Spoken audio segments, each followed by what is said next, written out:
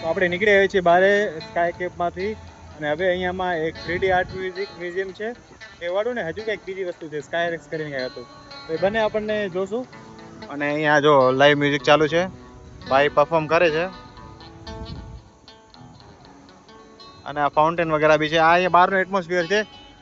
અહીંયા જો ભાઈ પંખો કેટલો મોટો છે, નેક્સ્ટ લેવલ ભાઈ. હવે આ જે છે આપણે જવાનું છે સ્કાય ડોમમાં. સ્કાય ડોમની અંદર શું છે આપણે કંઈ ખ્યાલ નથી, કાર્ટૂન વગેરે દેખાય છે એટલે જોઈએ શું છે. ચલો સો ભાઈ હર 10 મિનિટે આ શો હોય છે તો અત્યારે આપણો વેઇટ કરવો પડશે બારે અને 10 મિનિટ પછી આ શો લઈ શકશો. તો આપણો ટર્મ આવી ગયો છે અને હવે ભાઈ 3D વાળી જે છે ડોમ ચાલુ થઈ ગયું છે અને આવું થિયેટર છે, જોઈએ કેવું છે. આઈ થિંક લાસ્ટમાં બેસાય તો વધારે ખ્યાલ આવશે.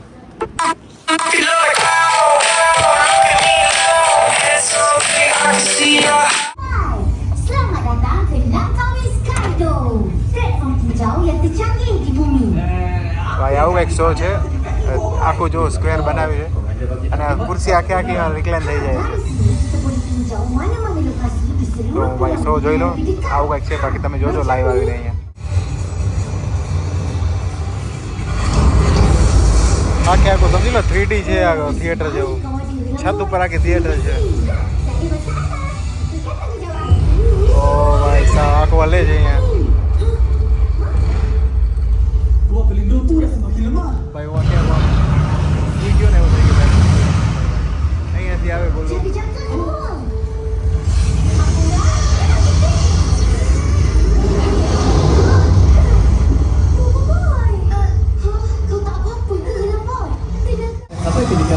હા જોઈ લો ભાઈ આખે આખું આમ મસ્ત રાઉન્ડમાં થઈ ગયું થિયેટર આખું અને 1 નંબર શો ચાલુ છે. જુઓ તમે, આ એની લેંગ્વેજમાં છે મલયામાં, પણ આપણને જેથી સમજ આવે કે ભાઈ આ જો.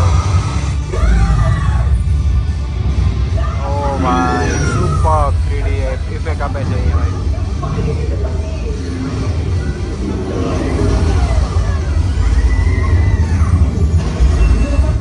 ભાઈ. ઓલો મૂવી તો ઓકે હતી. હવે આપણે અહીંયા આવ્યા છીએ આ બી 3D આર્ટ લંકાવીમાં. આવું કંઈક છે એન્ટ્રન્સ એનું અને આ બી ઇન્ક્લુડ છે એટલે જવાય ભાઈ. ઇન્ક્લુડ છે, ફ્રી છે તો જતા આવી. કેવું છે જુઓ તમે બી. તો ભાઈ અગર 3D આર્ટ છે તો આવી રીતનું ફોટોઝ હશે, એની બાજુમાં તમે લઈ શકશો ફોટોઝ વગેરે. ઘણી બધી વસ્તુઓ છે પણ હવે આપણે એકલા છીએ એટલે ખબર નહીં કોણ ફોટો લેશે. બાકી 1 નંબર માસ્ટરપીસ વસ્તુ છે, આ લોકો બનાવી છે. સુપર બધી વસ્તુ જો. આ તમને ફોટોમાં એવું લાગશે કે આ બહાર આવે છે પણ જોઈ લો એકદમ આ વાળી જે છે ને વોલ આર્ટ જ છે.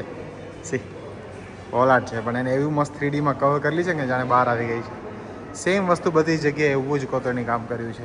સોરી પેઇન્ટિંગ કરી છે, કોતરણી કામ નહીં, માફ કરજો. જોઈ લો ભાઈ 1 નંબર વર્ક છે અહીંયા. આ વસ્તુ કંઈક ઇન્ટરેસ્ટિંગ લાગે આપણને. આ જો સો બ્યુટીફુલ ભાઈ.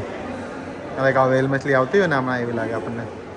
અને સેમ અહીંયા જાણે કાચબો હમણાં બહાર આવી જશે પ્રેમથી.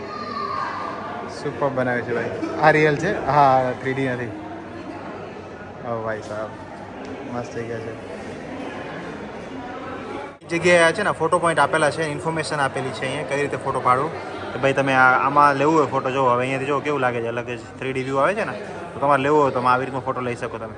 ભાઈ આવા ઘણા બધા સેક્શન છે અંદર અને એકથી એક જોરદાર જગ્યા છે ફોટો પાડવા માટે.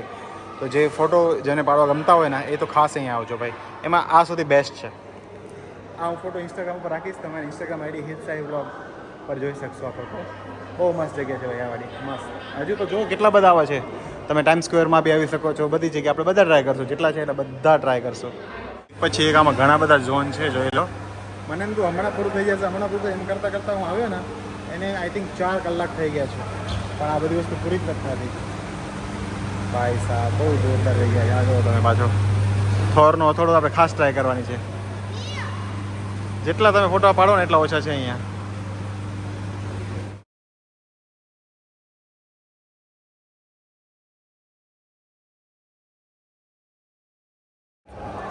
હજુ એક નેક્સ્ટ ઝોન અને હજુ આમાં કેટલા બધા ફોટોઝ. પણ આપણે સોલો છીએ એટલે ભાઈ નથી ટ્રાય કરવા આ બધા. એના પછીના ઝોનમાં જઈએ. અહીંયા બી ફોટો લઈ શકો તમે, પછી અહીંયા બી તમે ફોટો લઈ શકો. અહીંયા બધા નીચે આપેલા જો ઇન્ફોર્મેશન, આમાંથી તમે જોઈને ફોટો પાડી શકો કઈ રીતે પાડો. ભાઈ લુક એટ ધીસ ભાઈ, હજુ કેટલા બધા ઝોન છે. ઓકે અને ફાઇનલી હવે પૂરું થાય છે. શૂઝ સ્ટેશન આવી ગયું છે. આપણે શૂઝ લેવાના છે. શૂઝ જમા કરાયા હતા અને હવે નીકળી જશું આપણે અહીંયાથી બહાર. જો અહીંયા બેકગ્રાઉન્ડમાં તમને અવાજ આવતો હશે એક બોલિવૂડ સોંગ ચાલુ છે આ રેસ્ટોરન્ટમાં. તો ભાઈ એને મને અટ્રેક્ટ કરી લીધું સોંગે ભાઈ, અને મારે આવવું પડ્યું અહીંયા. પછી ખબર પડી કે ભાઈ અહીંયા વેજ પીઝા મળી જશે.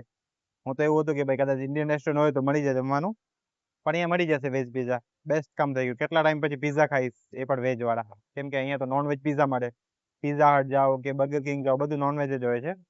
પણ ફાઇનલી આમની પાસે છે વેજ પીઝા. આપણું કામ થઈ ગયું. પણ એક વેજ પીઝાના એ લોકો 1000 રૂપિયા લેશે.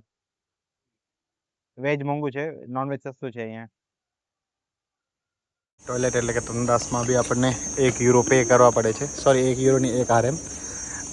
આ એશિયા મેં ફર્સ્ટ કન્ટ્રી જોઉં છું કે જેમાં આપણે ટોયલેટમાં બી પે કરવા પડે છે. બાકી યુરોપ UK તમે જે જગ્યાએ જાઓ ત્યાં તો પે કરવા જ પડે છે. હું જેમ કે યુરોપમાં ગયેલો તો હરેક જગ્યાએ €1 હતું જ પબ્લિક ટોયલેટમાં, અને આ લોકો બી 1 RM લે છે, એટલે ₹20 ભાઈ. કાંઈ ફ્રી નથી અહીંયા.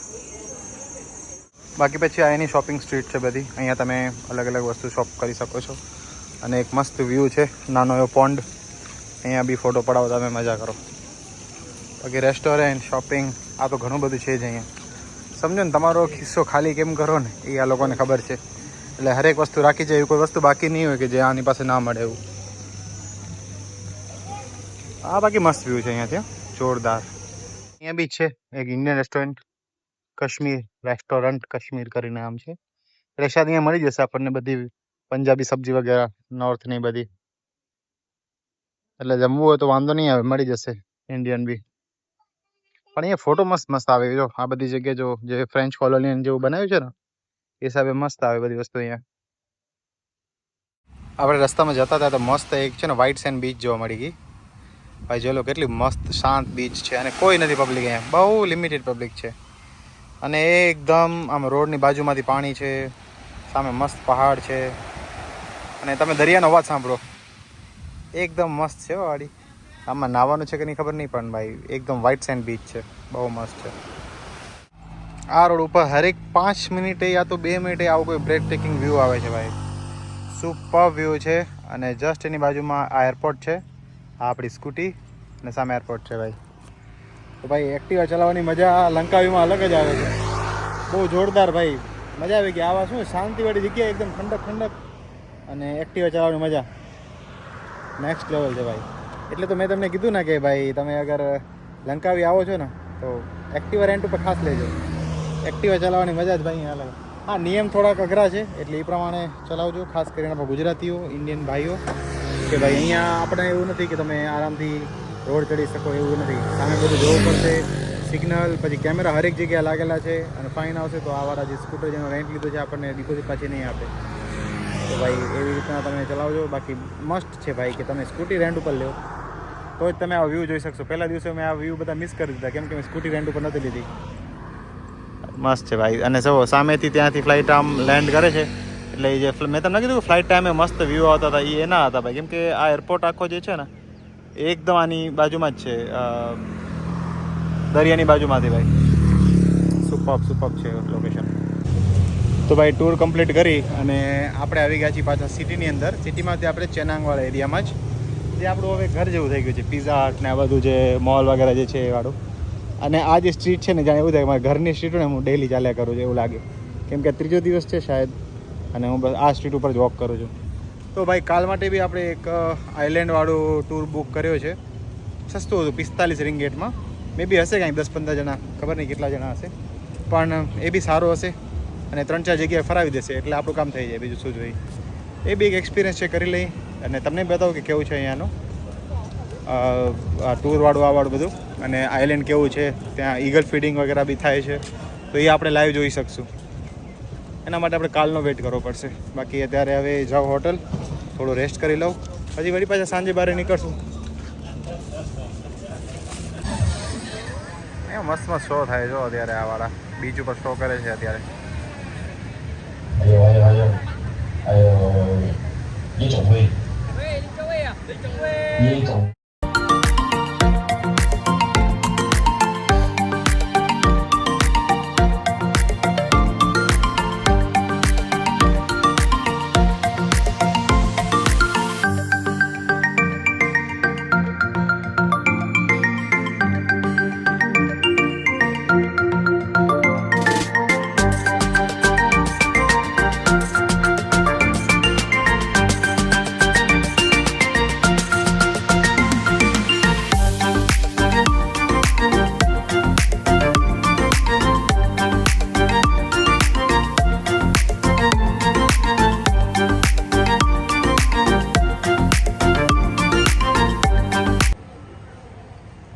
ઉઠી જાય.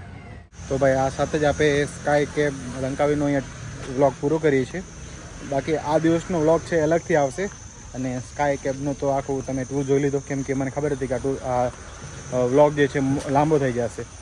તો ભાઈ આઈ હોપ તમને આ વ્લોગ ગમ્યો હશે અને તમે અગર જાઓ અને કોઈ કન્ફ્યુઝન હોય તો મને કોલ કરી શકો છો. થેન્ક યુ જોવા માટે. જય શ્રી કૃષ્ણ.